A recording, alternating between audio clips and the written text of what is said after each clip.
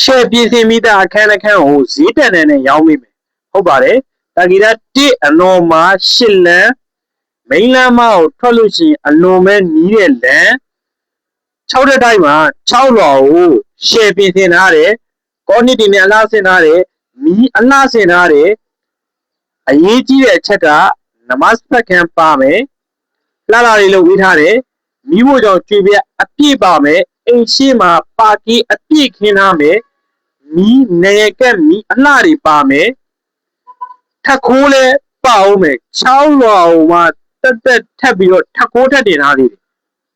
ဆိုတော့အောက်မှာလူနေပြီးအပေါ်မှာပစ္စည်းထားခြင်းလည်းရတယ်အခန်းဖွဲနှစ်ခန်းပါတယ်လုံးဝလက်တင်နေအခန်းဖြစ်တဲ့ DCD မီတာမကြသေးဘူးကြဖို့အာမခံဘာဖြစ်လို့လဲဆိုလို့ရှိရင်မြေရှင်ဒီလုံးဝ hydrate ဖြစ်တဲ့လုံးဝကိုမကြလို့မရအောင်လိုက်မဲ့သူဖြစ်နေတဲ့အတွက်လုံးဝမီတာ DCD ကြဖို့အာမခံပြီးတော့ရောင်းပေးမဲ့အခန်းဆိုဒီအခန်းပဲရှိတယ်အဲဒါကြောင့်ဒီကင်းမင်းတို့ကြိုက်တယ်စိတ်ဝင်စားတယ်နေရာကြည့်ကျင်တယ်အခန်းကြည့်ကျင်တယ်ဆိုလို့ရှိရင်ကျွန်တော်ဆက်သွယ်ပေးပါကျွန်တော်ဖုန်းနံပါတ်09 45684